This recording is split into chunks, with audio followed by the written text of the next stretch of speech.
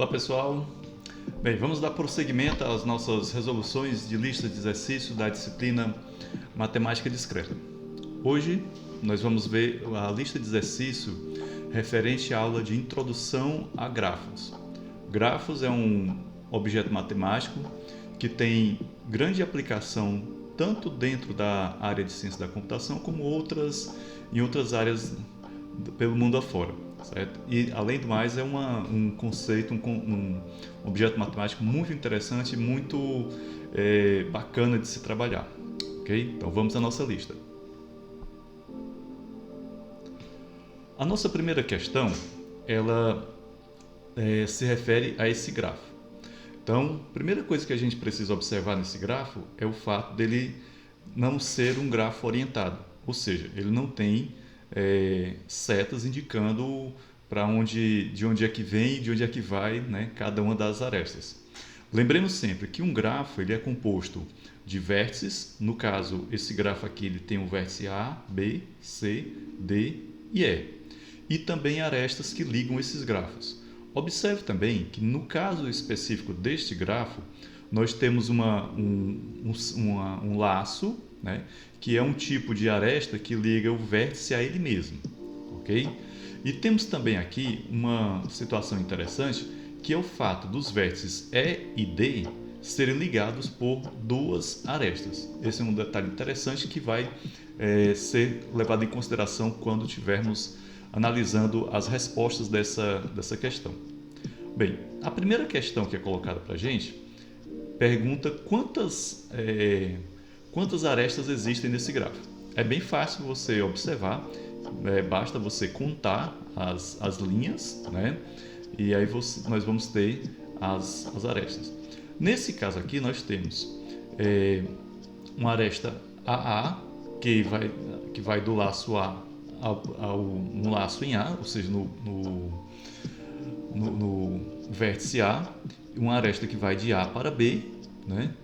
E uma aresta que vai de A para E. Acabei esquecendo de colocar aqui, certo? Temos uma aresta que vai de B para E, uma de B para C, certo? E uma de B para D, né? Também acabei esquecendo de colocar aqui. Temos uma aresta que vai de E para D, aliás, duas arestas que vai de E para D, tanto essa quanto essa vão de E para D, certo? Então, nesse caso, há um total de 9 arestas, ok? Contando com o laço e as arestas múltiplas. Bem, na letra B, ele pergunta qual é o grau de cada vértice. Vamos recordar o que foi visto em sala de aula. O grau de cada vértice é dado pela quantidade de arestas que tocam determinado vértice. Então, nesse caso aqui, o vértice A ele é tocado 2 vezes pelo laço e uma vez por cada uma dessas arestas. A aresta que vai de A para E e de A para B. Então, nesse caso, o grau do vértice A é igual a 4. Então, nós podemos observar aqui, né, um laço e 2 arestas incidentes. Vamos voltar aqui para a figura, para a imagem, que fica mais fácil a gente compreender. Então, nós temos aqui, no caso do vértice A, o grau 4. No caso do vértice B, também o grau 4, como você pode observar. São 4 arestas que tocam o vértice B. No vértice C, grau 2. No vértice D, nós temos grau 4 também. Né? Temos uma aresta aqui, outra aqui, outra aqui, outra aqui, nessas 2 arestas. E no vértice E, também 4 arestas. Aliás, grau 4, desculpa. Então, como a gente observou aqui, né? O grau de A, 4, grau de B, 3, grau de C, 2 e grau de D e grau de E, 4. Bem, esses graus eles vão expressar uma propriedade que a gente trabalhou em sala de aula, né? Relacionado ao estudo que Euler fez, né? Lá nas pontes de Königsberg, vocês devem estar lembrados. Bem, a isso a gente vem para essa letra C da primeira questão. Esses números concordam com a primeira observação de Euler? Sim, a primeira observação de Euler afirma que a soma dos graus de todos os vértices de um grafo não orientado é igual ao dobro do número de arestas. Vamos verificar. Então, eu tenho o grau 4 para o vértice A, grau 4 para o vértice B, grau 2 para o vértice C, grau 4 para o vértice D e grau 4 para o vértice E. total 18. Então, observe bem, bateu direitinho com a observação de Euler. A soma dos graus de todos os vértices de um grafo não orientado é igual ao dobro do número de arestas. Ora, se a gente tem 9 arestas, o dobro de 9 é igual a 18. Então, vamos adiante, né? Então, só complementando, o dobro do número de arestas é 2 vezes 9 igual a 18, porém o laço em A é contado 2 vezes, uma vez que o vértice de origem e uma vez o vértice de destino, né, são os mesmos. Ok? Então, nesse caso aqui, nós temos a conclusão dessa primeira questão da nossa lista sobre grafos. Passemos agora para a segunda questão da lista. Observe que essa segunda questão, nós temos, diferente da primeira questão, um grafo orientado. Ou seja, as arestas desse grafo, elas possuem setas indicando de onde é uma espécie de sentido. Ou seja, você observa que do vértice A para o vértice B, eu tenho um sentido, sai uma aresta de A para B. Ao passo que do vértice E para o vértice A, chega uma aresta de E para A. Essa é uma observação que vai ser muito importante para os itens dessa questão. Então, nesse caso aqui, o que é que nós vamos fazer? Na letra A, no item A dessa questão, nós precisamos verificar quais são os graus de entrada de cada vértice.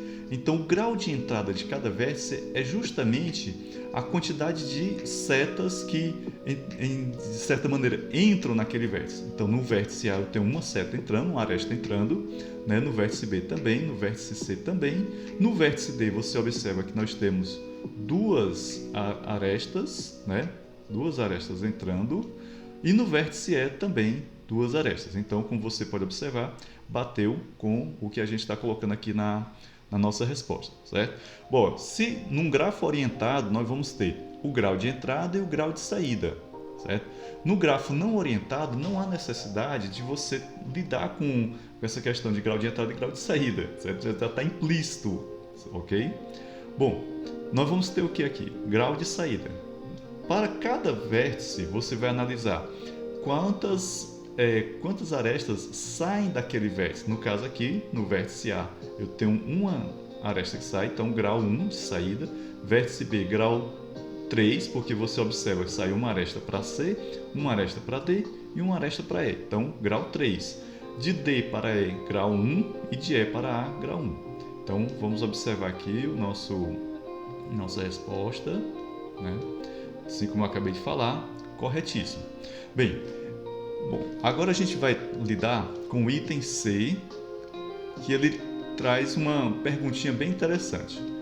Calcule a soma dos graus de entrada e a soma dos graus de saída. O que você observa? Veja bem, nós vamos somar os graus de entrada e vamos somar os graus de saída. Observe que foi obtido o valor 7, né? 7 graus, a soma dos graus de entrada é igual a 7, a soma dos graus de saída é igual a 7. Bom, qual é a observação que nós vamos fazer? Veja bem, a soma dos graus de entrada é igual à soma dos graus de saída, ambas resultando em 7. Isso ocorre porque, em qualquer grafo direcionado, o número total de arestas é sempre o mesmo quando somamos os graus de entrada e de saída. Cada aresta tem exatamente um vértice de onde sai, né, o grau de saída, e um vértice onde ele chega, grau de entrada, garantindo que essas somas sejam equivalentes. Ok? Então, esse é um detalhe importante para os chamados grafos orientados, diferente do grafo que a gente viu anteriormente, que era um grafo não orientado. Ok? Sigamos agora para a terceira questão. Na terceira questão, nós não iremos trabalhar com um grafo propriamente dito, nós não vamos ter uma figura de um grafo para trabalhar, mas um conceito muito interessante que está totalmente relacionado com a ideia de grafo, que são, na verdade, as árvores binárias, ou melhor, árvores de busca binária. Bem, como a gente viu em sala de aula, alguns grafos possuem uma propriedade interessante que a gente chama esses grafos de árvores. Eles vão ter um vértice inicial, que a gente chama de vértice de nó raiz, e outros vértices que vão receber nomes bem específicos, como nó folha, que são os vértices que estão na ponta daquela árvore. Bem, e uma das árvores que é bem trabalhada dentro do contexto da ciência da computação é a chamada árvore de busca binária. vimos em sala de aula a importância desse tipo de árvore, principalmente quando você está construindo uma espécie de dicionário, né? Que é muito comum nos editores de texto, ok? Então, vamos lá. Na terceira questão é dito o seguinte: coloque as palavras cheddar, suíço, brie, prato, roquefort, mozzarella e gouda em uma árvore de busca binária com a menor altura possível. Eu vou dar um zoom aqui para a gente tentar ver melhor essa árvore de busca binária. Ok, pronto, agora ficou bem melhor. Vou pegar aqui a canetinha. Então, o que é que nós fizemos aqui? A gente não colocou numa ordenação, como é que se diz, em ordem alfabética propriamente dita. Nós tentamos pegar o elemento mais central daquela lista, colocamos ele como nó raiz, no caso aqui a mozzarella, né, é o nosso nó raiz, e na árvore de busca binária a ordenação é da seguinte forma. Então, o elemento menor do que o elemento que está nesse nó vai para a esquerda e um elemento maior, entre aspas, vai para a direita. No caso de uma ordenação de uma árvore como essa, de busca binária, é uma espécie de ordenação alfabética. Só que, veja bem, quem é que vem antes de mozzarella, do M? É o C ou o R? É o C, certo? No caso, o queijo cheddar vai ficar nesse nó à esquerda do nó raiz mussarela. E o R vem depois do M, então ele ficou à direita do nó raiz. Bem, a palavra brie, que começa com B, vem antes de M, que por sua vez vem antes de cheddar, e aí, portanto, ele ficou aqui no lado esquerdo. A palavra Gouda, ela vem antes de M, né, mas depois de cheddar, por isso ela ficou aqui no lado direito. E o mesmo raciocínio a gente aplica para prato e para suíço. Então, dessa forma, nós ordenamos aquela lista de palavras utilizando uma árvore de busca binária. Então, qual é a vantagem de uma árvore de busca binária? Vamos rever o que a gente trabalhou em sala de aula. Se eu estiver procurando, por exemplo, pela palavra suíço, o meu algoritmo vai realizar uma busca apenas nessa metade da árvore. Ele não vai buscar na árvore toda.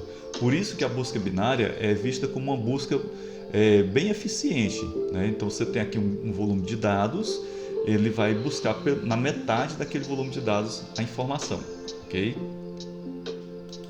Sigamos agora para a nossa próxima questão, a questão de número 4. Na questão de número 4 é dito o seguinte: considere o grafo G na figura a seguir.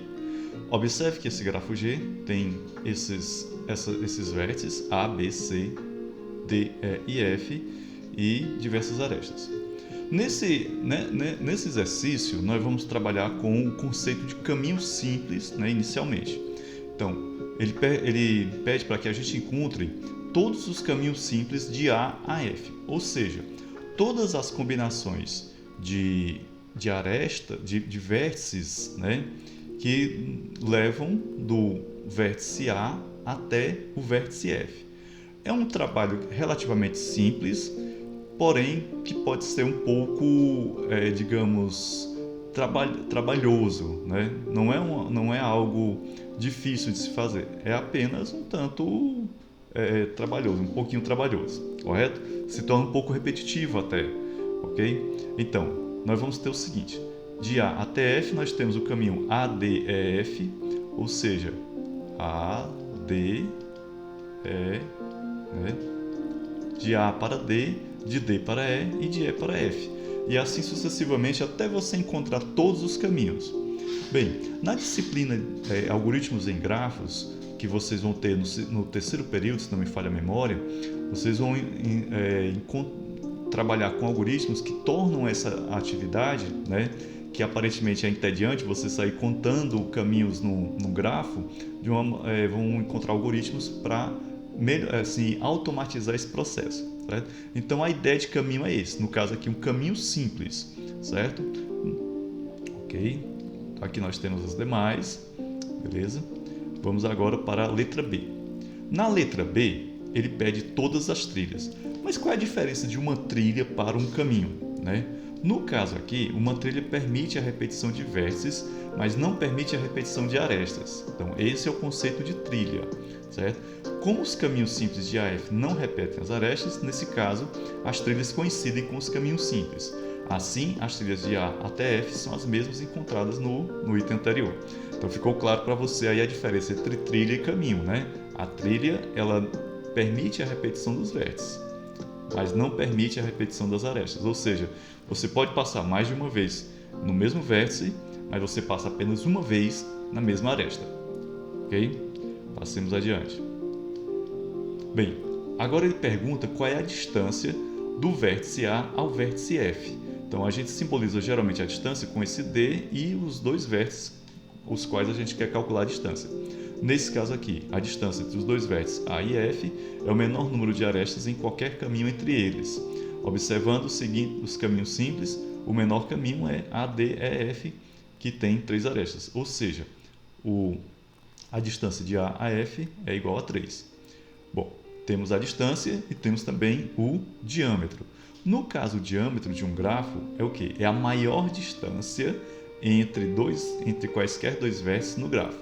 Então ele quer saber qual é a maior distância nesse grafo G. O que é que nós fizemos aqui? Analisando o grafo, a maior distância ocorre entre os vértices A e C e o menor caminho entre eles é ADEC, que tem 3 arestas. Logo, o diâmetro de G é 3. Bom, na letra E, ele pede para que a gente informe todos os ciclos que incluem o vértice A. Mas o que é um ciclo? Um ciclo é um caminho fechado que começa e termina no mesmo vértice. Listando todos os ciclos que passam pelo vértice A, nós temos esses dois caminhos aqui, certo? E ele quer agora todos os ciclos de G. No caso de todos os ciclos de G, nós vamos fazer o quê? Encontrar todos os ciclos de G, né? Listamos os ciclos fechados em qualquer vértice. Ok? Então aqui nós temos três ciclos, e pelo que eu me lembro tem muito mais, só que ia ficar uma lista muito extensa e um tanto trabalhosa de fazer. Mas o importante nessa questão é você compreender os conceitos. O conceito de ciclo, o conceito de caminho, o conceito de diâmetro, o conceito de distância. Isso é o mais importante dentro de um contexto de uma questão como essa daqui. Vamos agora para a nossa penúltima questão da lista. Nessa questão, nós temos alguns grafos, 1, 2, 3 e 4. Esses grafos eles têm algumas propriedades interessantes que a gente vai abordar ao longo da questão e também conceitos que são essenciais você compreender bem. O primeiro conceito aqui é o conceito de grafo conexo, né? Então, a questão pergunta quais desses grafos são conexos. Mas o que é um grafo conexo, né? Se um grafo não é conexo, encontra os componentes conexos. Então, um grafo é conexo quando existe um caminho entre todos os vértices. Ou seja, por exemplo, aqui no grafo 1, ele é conexo. Eu posso ir do vértice C para o vértice A, né? Existe um caminho para me fazer isso. Eu posso ir do vértice A para o vértice D, né? Eu posso ir do vértice A para o vértice C. Então, tem todos os caminhos. Eu posso ir do vértice C para o vértice D, né? Posso sim. Então, existe um caminho que liga todos os vértices, certo? No caso aqui do grafo 2, ele é conexo? Não, porque você pode observar que não existe um caminho, por exemplo, para ir do vértice E para o vértice C, certo? Ah, mas ele não está passando aqui? Não, aqui está sobreposto, mas não tem como você ir daqui e fazer isso assim, certo? Tinha que haver uma ligação, ok? Beleza? Bem, no caso aqui do grafo 3, nós também temos um grafo conexo, certo? No grafo 4 temos, deixa eu ver aqui, não, o grafo 4 também não é um grafo conexo. Observe que tem essa sobreposição aqui, eles cortam, né, essa aresta que vai de C para D e a de B para E, mas isso não indica que seja um caminho, certo? Um caminho ligando esses vértices. Vamos para a questão seguinte, né? Na letra B, quais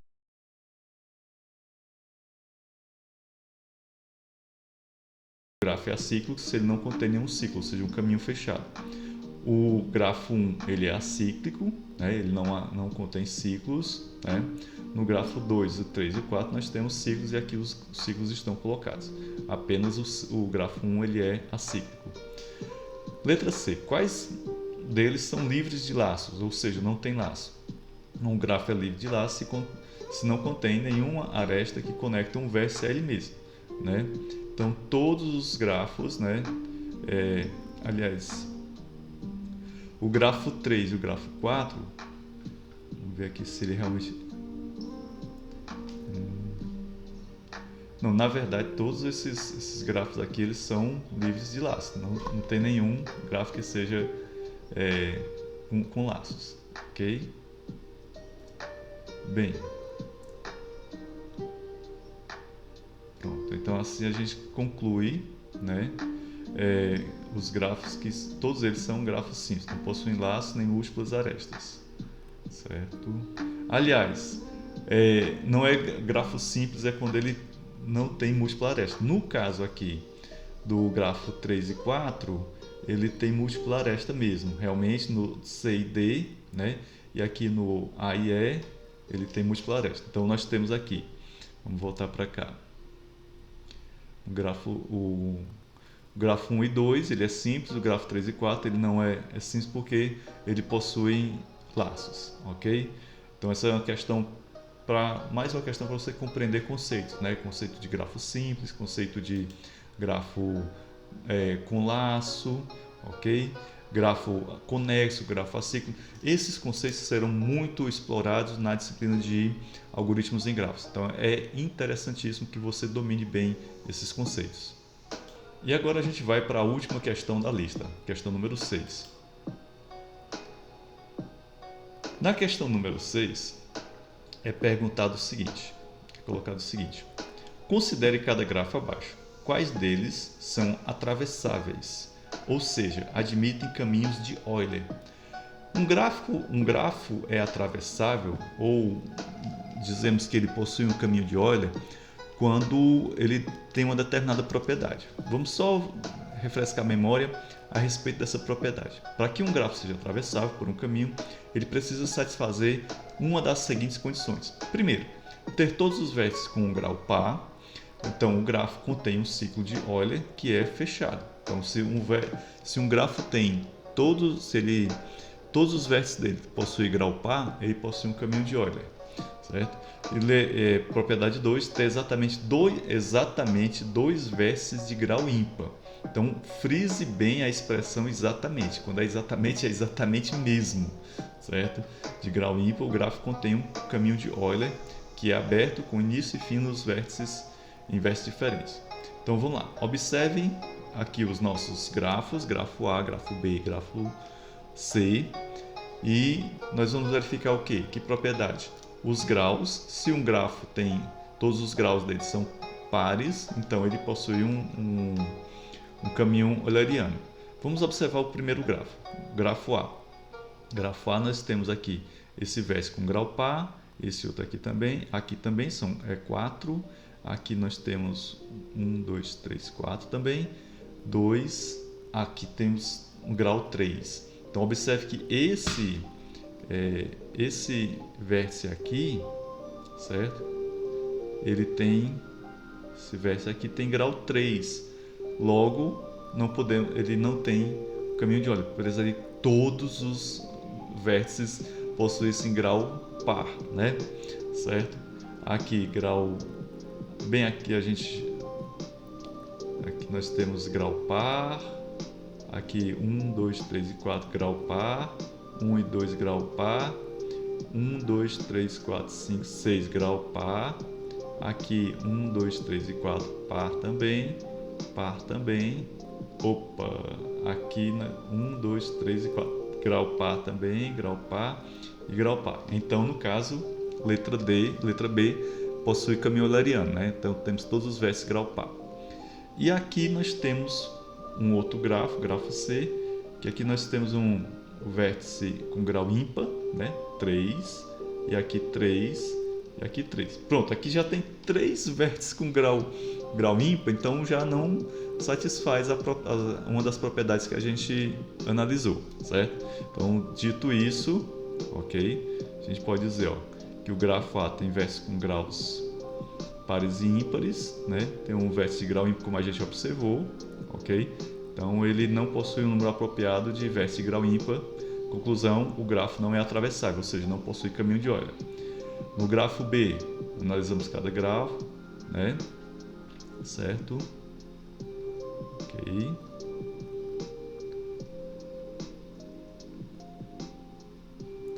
Beleza.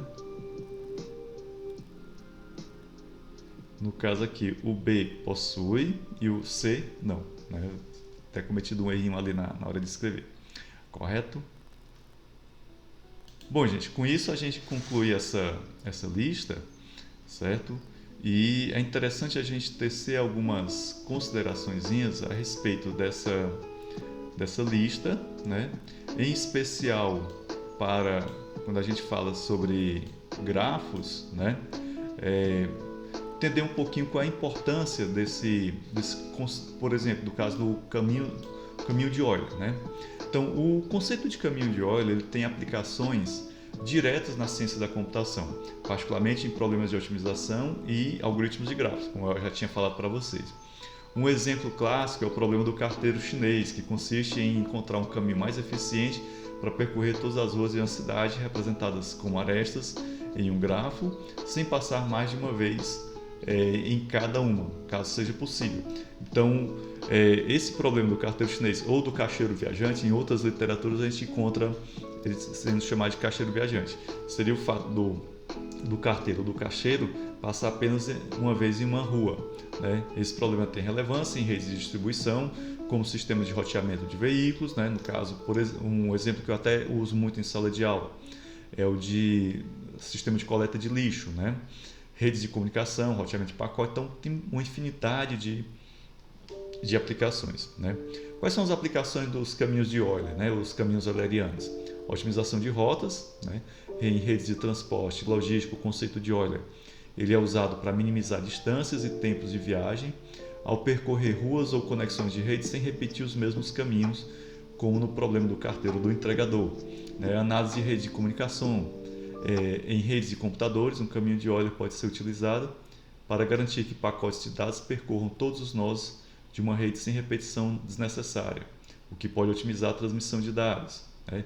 Circuitos impressos. No design de circuitos eletrônicos, os caminhos de Euler ajudam a otimizar a conectividade entre diferentes componentes de um chip ou placa sem necessidade de trilhas extras, né? Logo, o estudo de grafos e a identificação de caminhos de Euler tem implicações diretas em sistemas complexos, onde a eficiência, eficácia e otimização são fundamentais para o desempenho dos sistemas logísticos. Ok? Bom, pessoal, também é interessante a gente observar no contexto geral dos grafos o que é importante qual a importância dos grafos para um estudante de ciência da computação. Então, o estudo dos grafos ele é essencial para estudantes de ciência da computação, pois os grafos eles são estruturas fundamentais em diversos problemas práticos da área. São amplamente utilizados em algoritmos de busca, otimização de redes, modelagem de sistemas, análise de dados, além de serem aplicáveis em áreas como rede de computadores, inteligência artificial e teoria de linguagens formais. A compreensão de grafos permite ao estudante modelar e resolver problemas complexos de forma eficiente, como rotas mínimas, detecção de ciclos e conectividade de redes. Desenvolver o raciocínio lógico sobre grafos ajuda a construir habilidades essenciais, como o pensamento lógico e analítico, que são cruciais no processo de construção de algoritmos eficientes. Além disso, o estudo de grafos aprimora a capacidade de abstração, importante para modelar problemas reais e criar soluções computacionais que otimizem tempo e espaço. Para o futuro profissional de ciência da computação, o conhecimento em grafos oferece uma base sólida para lidar com problemas de sistemas distribuídos, redes sociais, bancos de dados, otimização de recursos em hardware e software e muitas outras áreas. Compreender bem essa teoria dá ao aluno uma vantagem competitiva no mercado de trabalho, já que a análise de redes, por exemplo, se tornou uma habilidade essencial em muitas indústrias. Assim, o estudo de grafos, além de oferecer bases teóricas, prepara o estudante para atuar em áreas dinâmicas e tecnicamente desafiadoras na computação. Então, a gente percebe aí a importância de você compreender bem esses conceitos que a gente trabalha nessa parte. Lembrando que essa parte da disciplina é apenas uma introdução a grafos. Vocês vão ter uma disciplina específica para lidar com algoritmos em grafos. Então, até a próxima lista.